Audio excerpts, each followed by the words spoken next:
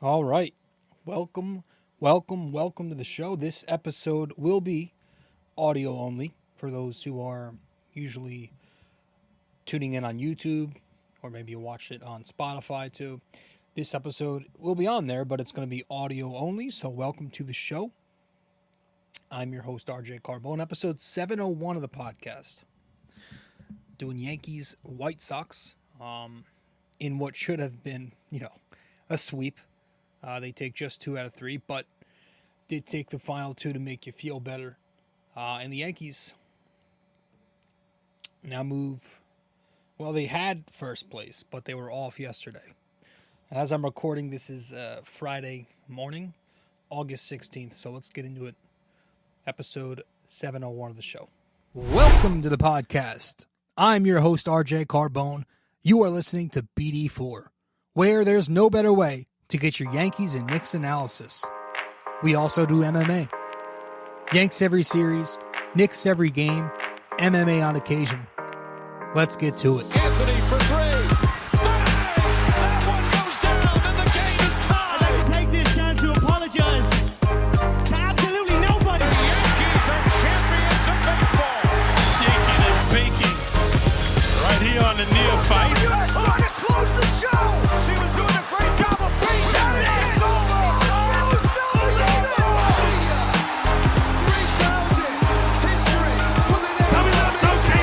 Don't you regret not coming to the net? Don't you regret not coming to the net?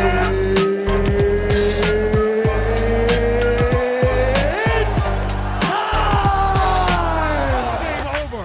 World Series over. Yankees win. The Yankees win. All right. Welcome to the show. Again, audio only for this episode. It might be a quicker one too, but we're going to get to it. The Yankees took 2 out of 3 in Chicago against the White Sox. Should have been a sweep. Absolutely should have been a sweep. This is a team that's on pace to be, at least statistically, the worst Major League Baseball team of all time, and they really are. I mean, they're not a Major League Baseball team. You look at their roster; they got names that, I don't know 9/10 of that roster. It's bad, but whatever. The Yankees remain a very good team. They're 72-50, gives them a .590 win percentage. Now tied with Baltimore record-wise, still in second place because they hold the tiebreaker in the series. But the Yankees now with the second best record in baseball. Cleveland just ahead of them, and the best run differential in all of baseball. So they won 2 in a row, 6 of their last 10, and in their last 17 games, the Yankees are 12-5, which is .706 win percentage. So that's since their horrid, series winless streak ended versus Boston in late July. They're 12-5 since then, so they've played much better. I think that stretch is behind them. But yeah, they're 72-50, man. So they're a good team. And you look at the American League, and there's not one team that stands out, really in baseball. But I'm talking strictly the American League. But I did take a look at the American League West, and I'm looking at them, and I see now that Houston all of a sudden is in first place by 3 games, and they're 65-55 now. So they put themselves in good position to get back into the dance, and I'm looking at them, man. I still, I want them very much. I want them so bad in October. It's the competitive nature in me. I know there are a lot of people who think like, well, if we can avoid, our nemesis, or avoid what's the word? Our kryptonite, then we should. Any way you can win a World Series, just win it. And I get that. But it's always going to bother me that they haven't really conquered them in the postseason. So I think it'd be a true test to see how legitimate the Yankees are. And I'd kind of be annoyed if they don't run into Houston in the playoffs. So I don't know how that's going to work, but I got to look at the rest of the landscape. But I am paying attention to them. And I would love for the Yankees to get another crack at them because I hate that organization. I hate their fan base. I hate their state. I hate everything about Houston, Texas. But I hate Astros fans. That's incorrect. I don't hate everything about Houston, Texas. I just hate Houston because of the Astros and their fan base. Cheating scum. But I'm paying attention. But before we get into this series, we have a few things, some in-house stuff. Will Warren was up for this series. They DFA'd De Los Santos. So, that guy took the bullet in game 2 and, he's gone. So there you go. Cashman's, one of his deadline acquisitions already. I mean, his bullpen acquisitions have been horrendous this year. It's not a good look for him. You go back to Gonzalez, Ferguson, and now you look at De Los Santos. Those guys never made it through the season. So good job working on your bullpen, Cashman. But Warren's back down now. Trevino is back up off the DL, done with his rehab. So Jose Trevino is back. Carlos Narvaez back in AAA now. That was their backup catcher to Austin Wells. Lou Trevino, if you remember him from 2 years ago, Yankee reliever who they got from Oakland, I think. He began a rehab assignment in AA, so he's working his way back. Anthony Rizzo, I think, working his way back, but still more towards the middle of September. They keep giving us updates on him like I want him back. I don't know about you, but I'm fine with Rice, as bad as he's been. I don't the young upside in Rice, I still prefer that over Rizzo, who's just washed. And Jazz Chisholm is officially on the DL. And the Jazz Chisholm injury kind of scares me. I'm not going to lie to you. It kind of scares me because, man, this is a guy who is too important to this team. He comes over here and all of a sudden the Yankees start winning again, right? And I just mentioned at the top of the show, they're 12-5 since that Boston series. That's when he came over. And he's too important with his youth and energy, the versatility he provides defensively. And he's speed and defense, but he's also got some lefty pop, right? And his bat has been more than advertised since coming over. So he's changed a lot with this team. He just makes the vibe feel better, makes you more comfortable. And he's a good clubhouse dude, and, contrary to popular belief, I guess. But yeah, I mean, with him, listen, the whole thing most of the season was, let's get some depth in this lineup. And the Yankees do have some depth, but it's borderline, okay, we've got some depth. To where if you lose a guy, then you're starting to go back to where it's well, now we just need that one more bat because he was supposed to be the one bat. So it's kind of on the verge, and you need him for the playoffs. And I'm a little concerned because it's, he injured his non-throwing arm on a slide. And the Yankees say they're hopeful, keyword, that he's back 3 to 4 weeks from now. So that's, in September. Maybe you wait to the off season to get the surgery because I do think a surgery is coming. That's where I'm a little concerned. I just don't know if they're going to be able to play through it. I'm concerned that he's going to re-injure it. He's playing through it without the surgery. How is that going to work? Can something just happen? This happened with Gleyber Torres in 2017. He ended up getting Tommy John surgery. So I just hope that he's back in time when they say they're hopeful that he's back. And I hope that he's back in time to really get into a rhythm. I don't want this to be a Matt Carpenter thing where he comes back after the injury and he's just completely out of it by the time October comes. He's, the at-bats are bad. I don't want that to be the case with Jazz Chisholm. Because, again, he's too important to this team, in my opinion. But, I like what I've seen from Cabrera. Peraza is up. They promoted Oswald Peraza with the Jazz Chisholm news. So we'll see what happens there. But let's get into this series. Maybe we'll talk more on that stuff later on in the show. But let's start by let's go over game 1 of this series where the Yankees lost 12-2 to the lowly Chicago White Sox. They had the righty Luis Seal on the mound going up against the lefty Kai Bush.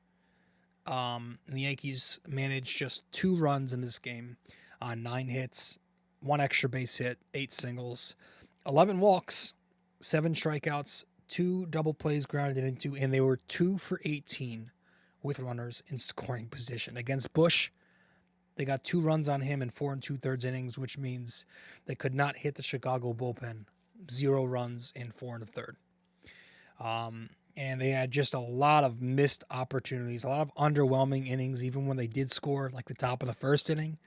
You had the Judge RBI double to the left field wall, right? That makes it 1-0. But after that, you had second and third now with nobody out, and you get 3 consecutive pop-ups between Stanton, Torres, and Wells. Top of the second, you had another missed opportunity. You load the bases with 1 out. Soto pops it up. Judge flies out to deep right field. You get no runs there. Top of the third, first and second with 1 out. That's when Jazz hits into a double play. You get nothing. And this is a guy who doesn't hit into double plays. Top 4, first and second, nobody out again. Verdugo with the worst at-bat of all time with a bunt pop-up. Didn't even look like he attempted to really lay down a bunt there. And then Soto with a hard ground out. And then Stanton strikes out on a changeup low and away. Shocker. No runs there. Top of the 5th, the Yankees are down 3 runs. And this is where you get the value of Jazz Chisholm's athleticism. He picks up a base hit, steals a base, and then he steals third with Volpe in the middle of a swing and ends up hitting an RBI single to get Jazz home. It's 4-2 Chicago. They cut it to 2. Top 6, another missed opportunity where Soto's on second base with 1 out. Judge on a 2-strike count strikes out. And then Stanton chops out to third base. So, and by then, like the top 7, top 8, top 9, you had more stranded runners, but the game was already out of hand. So you lost 12-2. Judge 2 for 4 in the game. Double, walk, RBI. Jazz 2 for 3, stolen base. Give me 1 sec. Volpe 1 for 3, 2 walks and RBI. Juan Soto 3 walks. Alex Verdugo 2 walks. Gleyber Torres 1 for 4 with a walk. Wells 1 for 4 with a walk. DJ also 1 for 4 with a walk. So the Yankees had in this game 20 base runners on in 9 innings. 20 base runners in 9 innings, and they managed just 2 runs. Bush looked pretty good against them. He mixed in a curveball, which I don't think he throws usually. That kind of threw the Yankees off. It's a very slow curve. But yeah, not a good look for the Yankees. And the Yankees now, after that game, dropped to 13-18 versus left-handed starters. So that remains an issue. They're not seeing lefty pitchers well. And on the flip side, Yankee pitching was not good. Luis Seal, bad start for him. 4 innings, 4 runs, 7 hits allowed, 2 walks, 3 strikeouts, a home run, and a loss.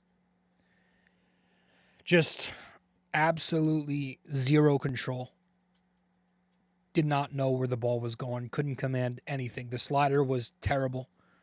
All 3 of his pitches weren't good, but the slider was terrible. The White Sox brought a good approach.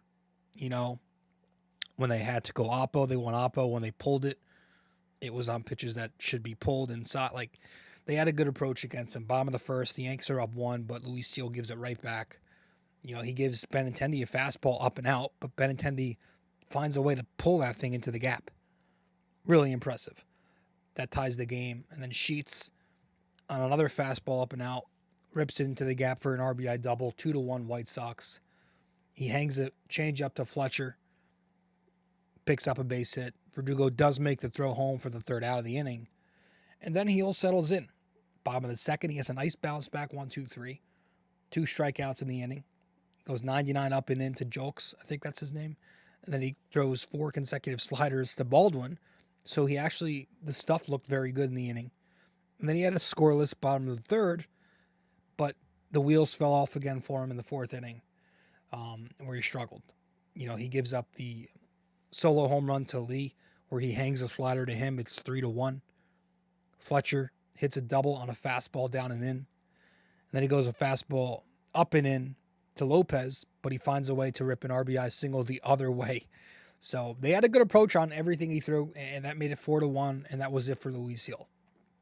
So hopefully he bounces back next start. Hopefully he's not hitting a wall, but he was pitching very well for a little bit there. So we'll give him the benefit of the doubt, but you really can't.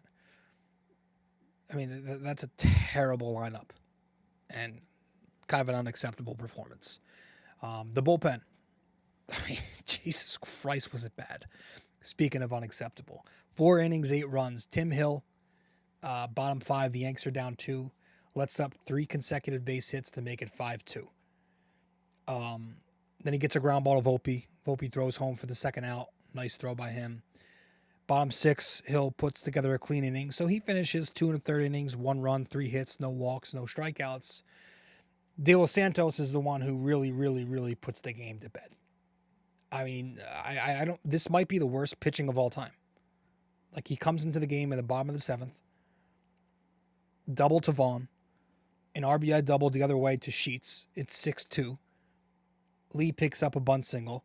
Then he has a pitch clock violation to Fletcher, and then Fletcher rips an RBI single to Judge, makes it 7-2.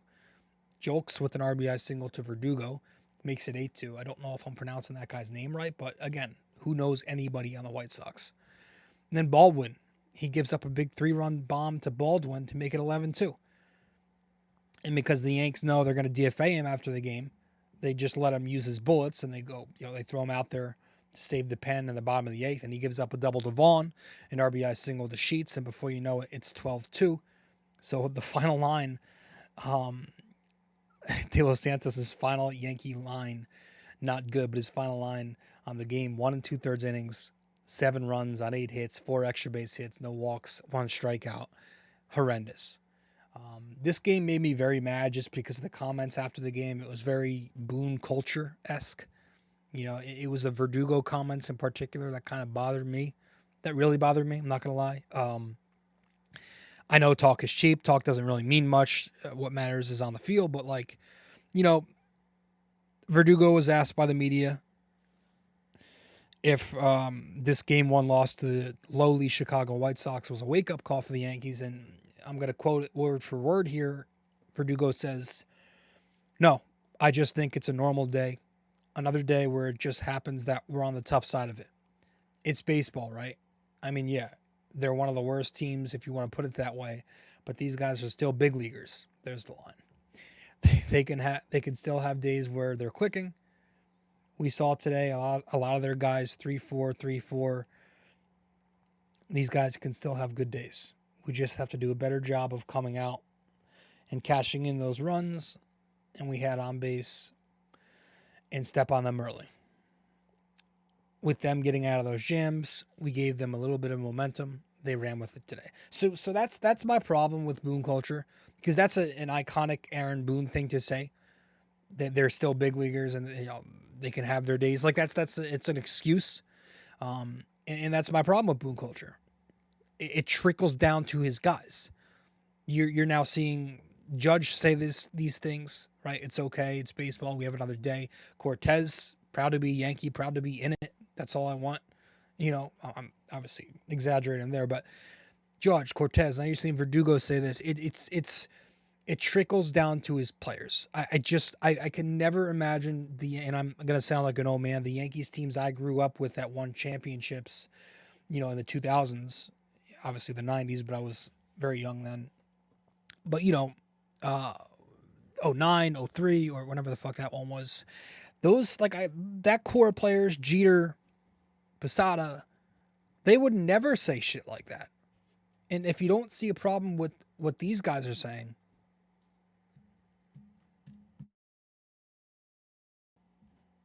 well, then it's because, I hate to say it, but it's because you were most likely born into the participation era. And I'm not saying that as a diss. I'm not blaming you. You're just ignorant. You don't know how to be competitive. If you have no problem with that, it's just because you were born in that time. But yeah, that's the issue. This is Boone culture. It's very soft, and it's why I've got some concerns when it comes to this team winning a championship, because like that mentality, like this team, we've seen it. They fold at the first sign of diversity. Jesus Christ. They let me rephrase that so I don't get canceled. No, they fold at the first sign of adversity.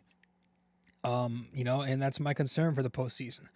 That responding to adversity, responding to bad losses or bad innings, right? We've seen, just like in this game, bad innings unravels everything else. One sign of one little moment of adversity can lead to a shit show. And that's what this team has had problems with under Aaron Boone's leadership. So that's why he's not necessarily my favorite manager. But we'll see how that works. Anyways, that was the game 1 loss. We'll try to get more positive because these final 2 games of the series were wins.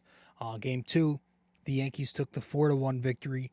You had Nestor Cortez, the lefty, going up against the right-hander Jonathan Cannon. The Yankee bats 4 runs on 9 hits in this game. They walked. They walked 5 times. They struck out 7 times. They were 0 for 2 in scoring position. 3 runs against Cannon in 4 2/3 innings. And then against the Chicago bullpen, only 1 run in 4 1/3 innings. But you had Soto providing the offense in this game. Soto goes 3 for 4 with 3 home runs, a walk, 4 RBIs. Top of the 3rd, he takes a 2-seam 360 feet the other way to make it 2-0. Top of the 5th, he takes a cut fastball up and out 416 the other way to make it 3-0. Top 7, he gets jammed on a 3-2 fastball, and he still finds a way to pull it 406 feet to right center field, 4-0. Top 9, almost, I wanted him to get the 4th, but Schuster kind of pitched around him. You got a 3-0 count, gets a fastball, Soto just pulls his head out. But he wanted it, ended up walking because Schuster bitched out. But yeah, 3 home runs. Judge was 2 for 3, couple walks in there as well. On the mound, Nestor, we'll talk more about his outing later. The bullpen, 2 innings after him, 1 run allowed. Leiter came in, bottom of the 8th. The Yanks are up 4-0. Issues a 1-out walk to Jolks, a 2-out walk to Sosa, and then leaves his sinker up to Robert for an RBI base hit, 4-1 Yankees. Then he was pulled for Canely for the 3rd out. Canely also gets the 9th, or tried to get the 9th, but he lets up a leadoff walk to Vaughn. Then he lets up a double to Sheets, and he's pulled for Jake Cousins, who pitched the bottom of the 9th. Goes strikeout, walk, flyout, strikeout. We'll talk more on Cousins in a second. But that was game 2. Game 3, the Yankees also won. This one was 10-2, the final score. You had righty Will Warren getting the call up. He made his start against the righty Martin. Warren goes 5 innings, 2 runs, 7 hits, no walks, 5 strikeouts, a home run allowed, 94 pitches. Gets the no decision, but it was a nice bounce back win for him. He was awful in his last start against LA, but in this start, his command was good, and I thought he mixed up his pitches very well. He had a great pitch mix. He threw 29 four-seamers, 26 sweepers. That's his best pitch, that breaking ball. Really good pitch for him. Then he was 24 two-seam, 8 change, and 7 cutter. I'm not impressed with his fastball. Flaherty seems to like it. I guess it's above average when you consider the life on it, the spin, the movement maybe. But Flaherty likes how he sequences his 4-seam, 2-seam. But I'm not, I'm tired of Yankee starters, these prospects and these relievers that the Yankees develop, not throwing hard. Very few of them, besides Louis Seal, throw hard. It's his breaking ball that I do like. Outside of that, I'm not really too impressed with this stuff, but maybe I need to just see a little more. But he pitched well. Bottom 2nd, he lets up the solo homer on a fastball up to Sheets. And then bottom 4, the Vaughn double came off the sweeper, and then he puts a cutter to Sheets, who just punished the Yankees this series. RBI base hit, 2-1 Chicago, but that was it. He ended up going 5 strong. Again, just those 2 runs allowed. And then the bullpen, very sharp in this game. 4 innings, no runs, 2 strikeouts, no walks, 2 hits. Tim Hill, 1 inning, no runs. Tonkin, 3 innings, no runs, so good for him. And the bats, 10 runs on 12 hits, 6 extra base hits, 6 walks, 11 strikeouts, 5 for 11 with runners in scoring position. Against Martin, the Yankees got 1 run and 5 2/3. Against the Chicago Pen, 9 runs and 3 1/3. Top of the first, Soto, a solo home run. Top 7, the Yanks are down 2-1, looking like they're about to drop 2 or 3. But Sandy Leon's on the mound. Yankees take care of him with a Verdugo sac fly. Oswaldo tagging from second base on that ball. Really, really impressive stuff.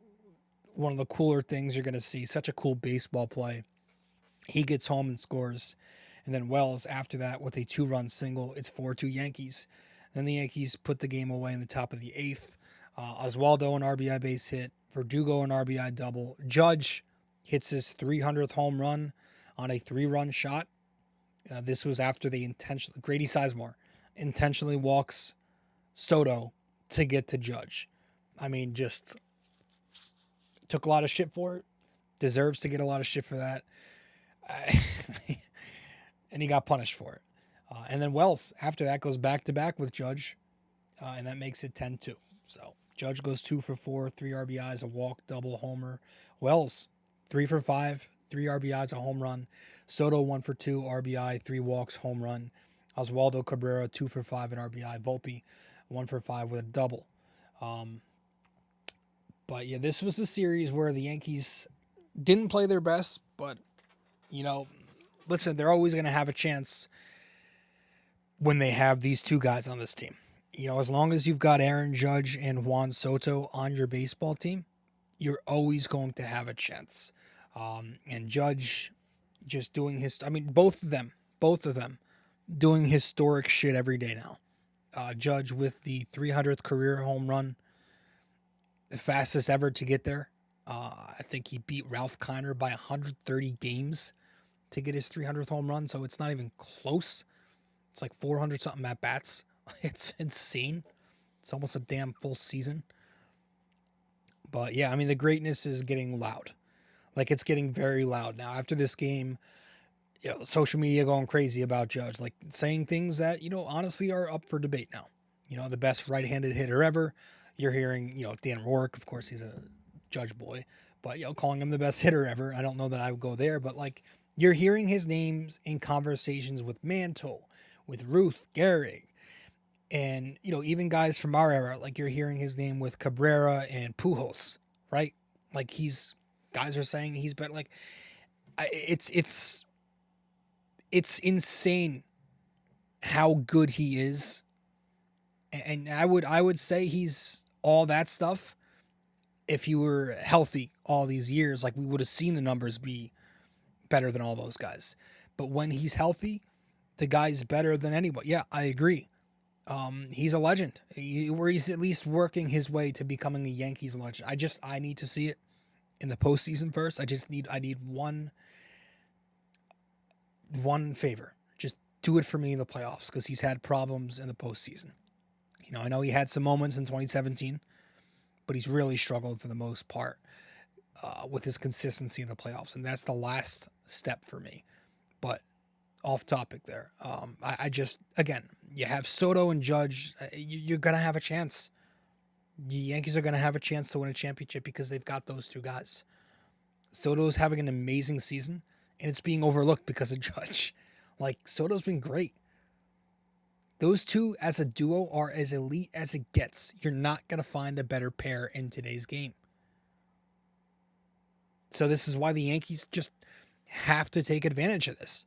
You've got two Hall of Famers in the midst of their prime, having their best seasons yet, both of them at the same time, and both, knock on wood, healthy, playing every day, doing this. That's why you've got to take advantage of it.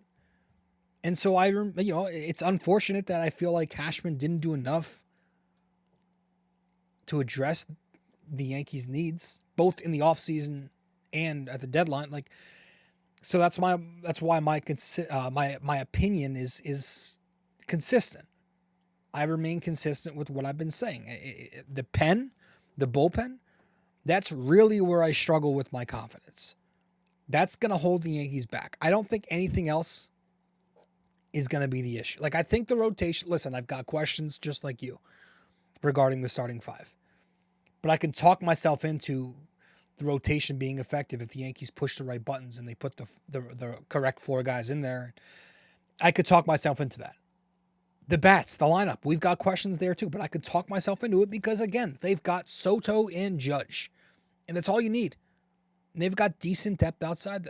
In the postseason, Soto and Judge or Soto and Judge, I'm not worried about this lineup. The left-handed thing, all that stuff, I'm not worried. It's going to come down to the bullpen. But you got Soto and Judge on your roster, you're going to have a shot, folks. That's why I'm not counting the Yankees out, no matter how ugly things can look at times with this team. Speaking of Juan Soto, going to tip my cap to Juan for an incredible series. Let me see if I can pull these numbers up.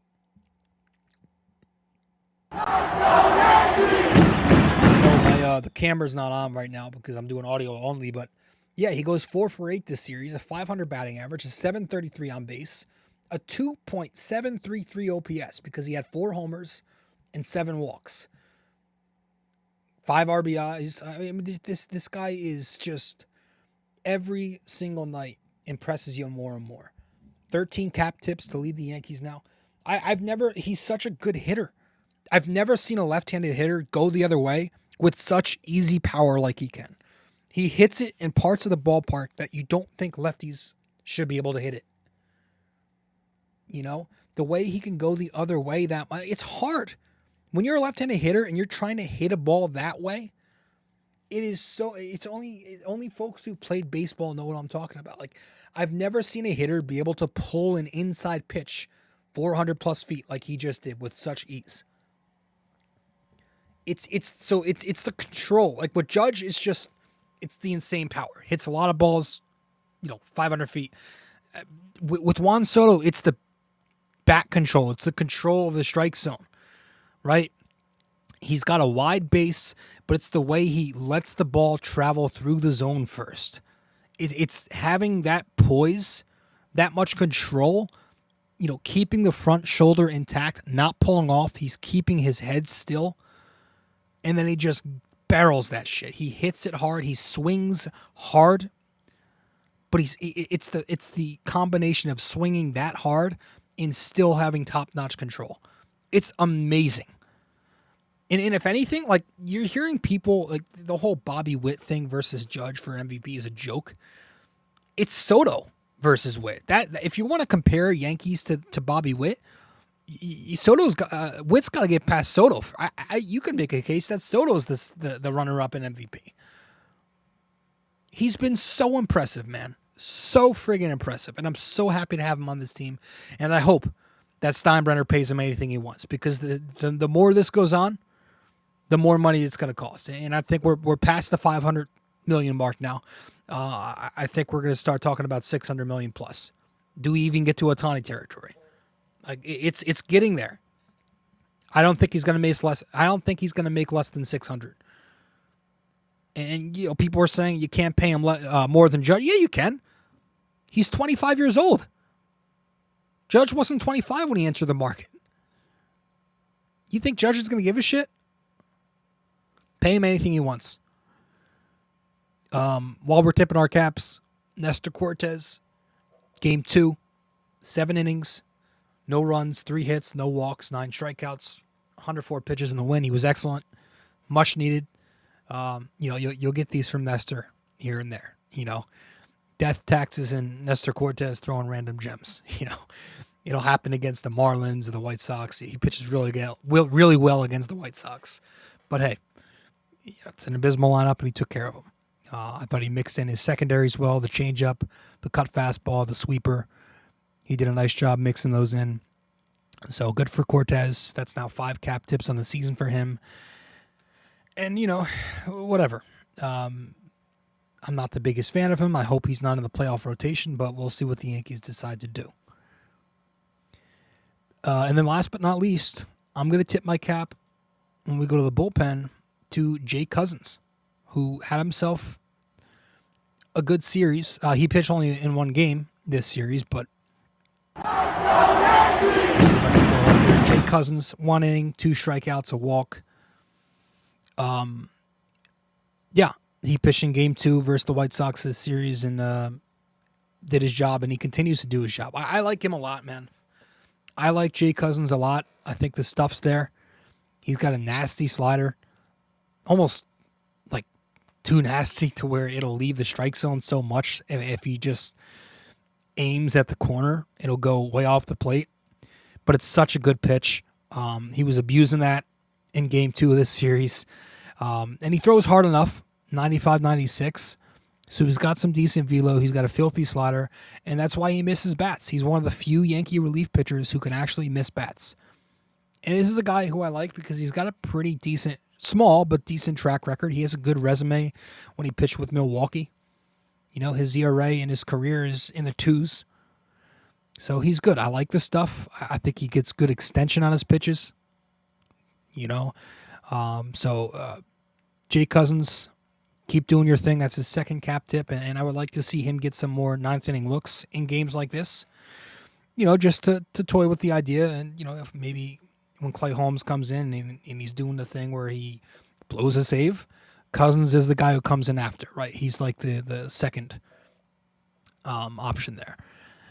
But yeah, he looks very good. I like Jay Cousins. I'm a big Jay Cousins guy now because it's starting to get to a pretty big sample, and he's earning trust more and more every day. This bullpen, though, is outside of, you know, Cousins. Like, I don't know.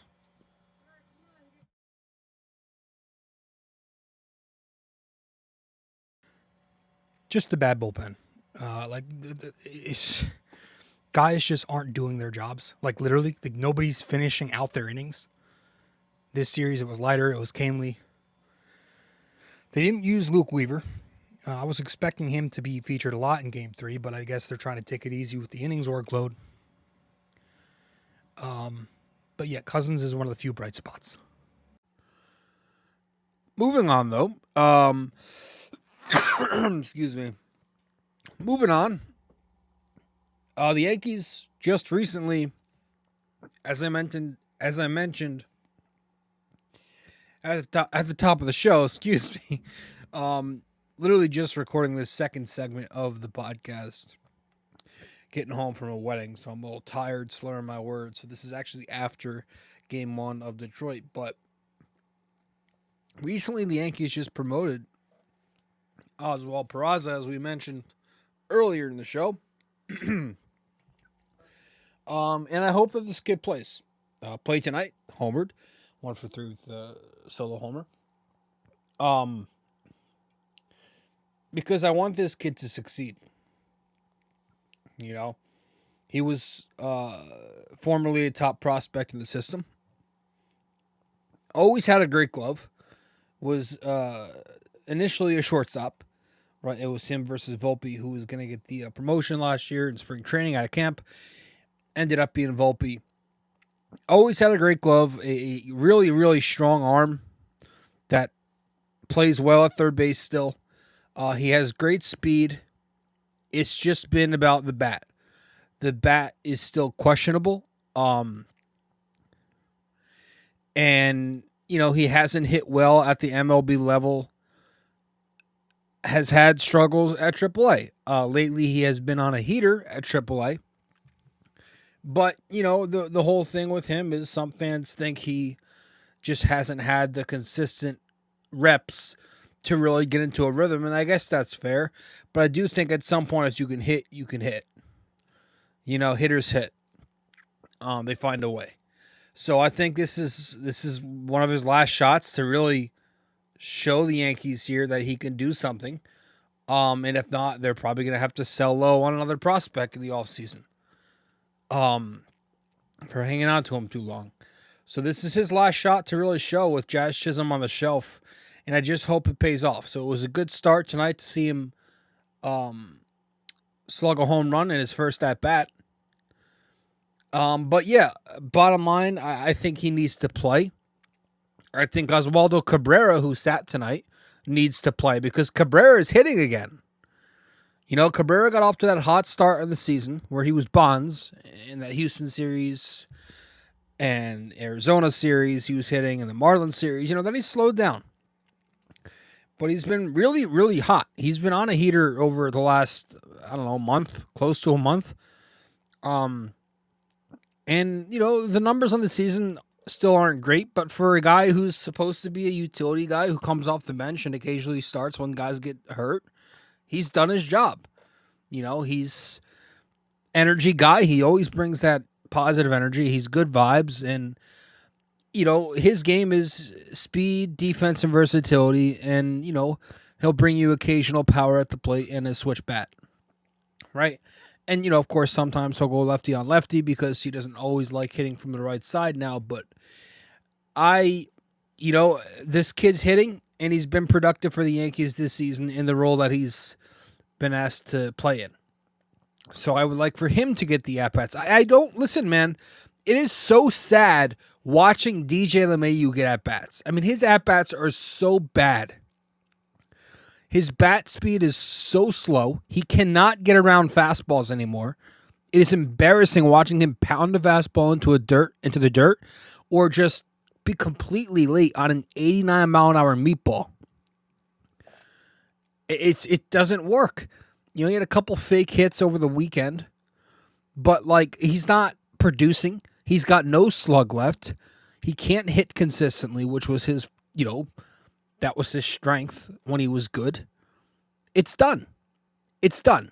It's sad, but it's done. He's old, banged up, and he has not been relevant since 2019. If you want to count 2020, count 2020. It's been 4 years. Nobody's going to get mad at you if you don't play DJ LeMahieu anymore. Everybody will understand. I would say the same for Gleyber Torres because I'm about done with him. But, the Yankees are going to play him. That's just... They're going to play him. They don't need to play DJ LeMahieu.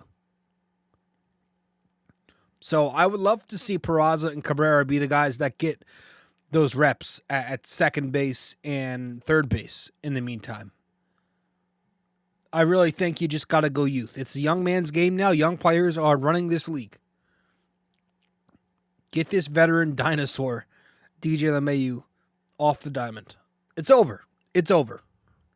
It doesn't work. Not to mention, he's not that great of an infielder anymore. Speaking of youth, Jose Trevino also returned tonight. Had a good night. Doubled, stole a base, an RBI. Was good behind the plate with Cole. Threw a runner out, I believe. Had a good, productive night. And on the year, his OPS is actually 722 now. But Austin Wells is really, really deserving of the starting job. And I'm not talking about 60-40. I'm talking about, at the very minimum, Austin Wells should be getting 70% of those reps. At the very minimum. Trevino's back, and he started tonight because I think he's just, he's Cole's whipping boy. But if Jose Trevino is anything more than Cole's whipping boy, I think we got a riot. This guy can't be out there consistently. I don't trust the bat, and his arm is made of a noodle. Whereas you look at Austin Wells, and he's a young hitter with upside. He's getting good lift on the ball. He's striking the ball well. Good, solid contact. He's driving the ball. He's in total command of the strike zone, which that I love seeing because that was his number one skill on the scouting report when Austin Wells was a prospect, was that he can control the zone. We're seeing that. So he's a lefty bat with upside who is on a tear. And this has lasted for a couple months now. His OPS is higher than Adley Rutschman's. It's higher than Rutschman's. The kid needs to play every day. He's fine enough defensively, and he's hitting the ball. I was actually thinking on those days where the Yankees go with Jose Trevino, with such a hole at first base, do they toy with Austin Wells? Give him a first baseman's glove on those days where Cole pitches. Because you can't afford taking his bat out of the lineup. It's too important. He's the protection behind Judge now, and it's been working. Him and Stanton in that cleanup spot, lefty-righty, it's been working. You know? Something that's not been working all year, it's been an issue. The leadoff spot. That's been the one position in the order that's musical chairs all season. You know, you give Boone credit for having somewhat of a consistent order this year. You know where certain guys are going to be. The leadoff spot in the order. I mean, we went from Volpe to Verdugo and Glaber. You know, lefty righty though alternate, but sometimes it's just going to be consistently Verdugo. You had Ben Rice there for a week. You know, it's been just a revolving door of unproductivity. It didn't work for Volpe. It started hot for Volpe, but it didn't work consistently. I was an advocate for the longest time and still am. Well, I don't know if anymore I am because he's not hitting. But, you know, when people wanted to take Volpe off the leadoff spot, I was kind of just saying stick with it because I want a consistent order. But he hasn't gotten the job done no matter where he hits this season. He's not hitting. Leadoff is a problem. And, you know, Glaber was there tonight. Verdugo's there other nights. And I don't understand. Like, his numbers at leadoff are not good, Verdugo. And they keep putting him there. I think, this is just me, in the meantime, you know, before you call Jason Dominguez up and hopefully he's promoted by September, I would go Soto, Judge, 1-2. I would go Soto 1, Judge 2. Because, you know, listen, people are talking about protection for Judge. Should you eventually swap Judge and Soto? I don't think you need to do that. Because I simply don't think it's that much of a difference. You're talking about swapping A-Rod and Bonds. Like, he's the second best hitter on the planet. Judge is the first. You know, and I think having Soto in front of Judge is helping Soto get pitches. That's helping Soto have the year that he's had. And he's had a ridiculous career season. So I'm not in favor of putting Judge ahead of Soto. I love having Soto and then Judge. But I do think Soto should be leadoff hitter. I think he fits that bill. He gets on base a fuck ton. And he's got the power to start the game off 1-0. And then you got to face a 60 home run hitter. You know. So I would like to see Soto at leadoff. I think if they're going to do anything, that should be the move. Folks, I was looking around social media earlier yesterday or the day before yesterday, and I saw that the Dodgers brought back Mookie Betts from off the DL. And with that move, they DFA'd Amed Rosario. And I'm sitting here and I'm like, oh, well, this is a former top prospect for the Mets. He must not really be doing the job over there. You know, if they're just going to flat out DFA him, I'm sure he's not special. And, you know, I'm not calling him special, but like Amed Rosario, guys, pretty good. We're talking about a versatile glove and a decent right-handed contact bat still. On the season, Amed Rosario across 275 at-bats this year. Okay? He's batting .305 with the 113 OPS plus. League average, for those who don't know, is 100. In his career, he's a 275 hitter with a 96 OPS plus, so he's average. And this could be a guy who could really bring you solid utility off the bench. He's going to be cheap. He's still just 28 years old. He's a former top prospect. And I'm just thinking to myself, I'm looking up his numbers, and I'm like, well, there are only 7 300 hitters in the league right now. Why is this guy still out there? And if the Yankees, if Cashman is so quick to dumpster dive for J.D. Davis, why the fuck wouldn't you go after Rosario? Again, not to sound like this guy's an all-star player, but he bats .300 in a landscape where .240 is league average now. He gets on base, he hits, and he moves runners over. And he can play defense anywhere. Shortstop, second base, and he can play some outfield. So, if he doesn't get claimed, I mean, if I'm Cashman, I'm making a move. With Jazz Chisholm out, I'm thinking about it. I know they got Peraza up here. Cabrera is going to play, but like, it doesn't hurt. LeMahieu shouldn't be getting everyday reps. Torres shouldn't be getting everyday reps, if we're being quite honest. I saw Amed Rosario, and I'm like, okay, yeah, let's think about that. Gio Urshela was just DFA'd. But no, I mean, I was kind of shocked when I saw that he's actually having a pretty solid year. And I think that's it. The Detroit Tigers are next. Obviously, tonight's game, the Yankees won 3-0. They have 2 more this weekend. So it'd be nice to sweep them. You had Cole tonight. We'll talk about that outing in the next episode. But tomorrow afternoon, it's going to be Rodon versus Montero. And then it's going to be Stroman versus Skubal on Sunday. So Montero is pretty bad. Small sample, but he's not been good this year. And then obviously Skubal's legitimate. But Detroit's got a pretty bad lineup, and their pitching is not very impressive either. The rotation is 6th in ERA, but again, you got Skubal, and then after that, Flaherty was a big part of that ERA, but he was traded. Olsen is now on the DL. Kenta Maeda, old and bad. So their rotation really isn't as good as the numbers say. The bullpen 16th in ERA, but again, their best reliever, one of their best relievers, Chafin, was on the team, traded. So they're not a very good team overall. They're 59-64 now. They're 4th place in the Central. So, I mean, this is the team the Yankees need to sweep. A 4th place team. They failed to sweep the White Sox. That was a little unfortunate.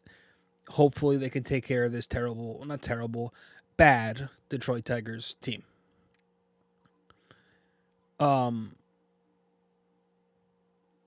So yeah, that's it for this White Sox recap. Yankees White Sox, episode 701. We're going to head to break, get back, and wrap it up with our trivia. We'll be back in a few minutes. Stay with us. Hey there, thanks for listening in so far.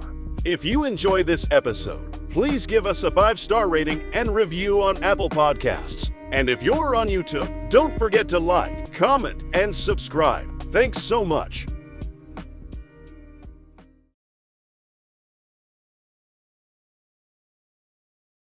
You can follow us on social media as well. On Instagram, we're at BD4Pod and at Rob J. Carbone. On X, we're at BD4Pod and at RJCBD4. And on Facebook, we're BD4.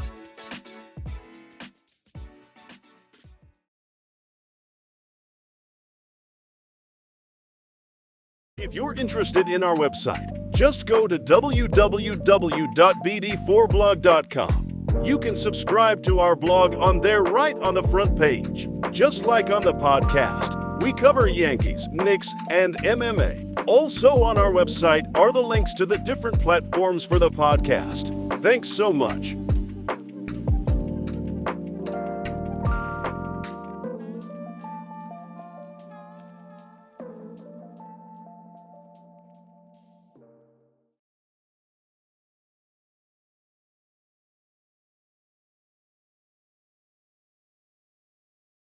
Studio 69 Productions is a podcast production agency created by Leo Rodriguez to allow content creators to market their podcast.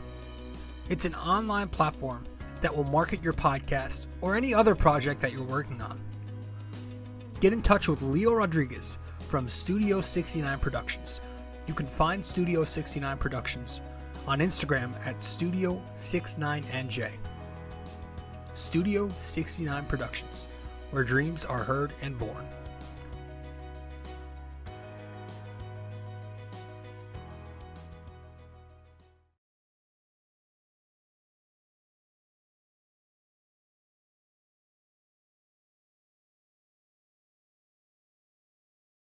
Thanks for listening to BD4, where there is no better way to get your Yankees and Knicks analysis. We also do MMA, Yanks every series, Knicks every game, and MMA on occasion.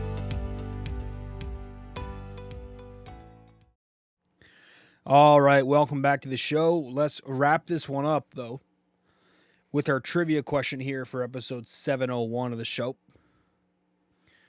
Let me get to it real quick. Here we go. All right, so our trivia question for episode 701 here. How many times have the Yankees and White Sox met in the postseason? All right, how many times have the Yankees and White Sox met in the postseason? Let me know the answer, folks. Wherever you can reach me, folks. That's it. That's all we got for this show. Appreciate you all tuning in. Sorry for the late release. Sorry it's audio only. But we'll be back in 702.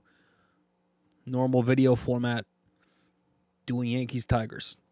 That'll be after Sunday's game. Should be out Monday. Thank you all for tuning in. I appreciate it. I'll see you in the next show.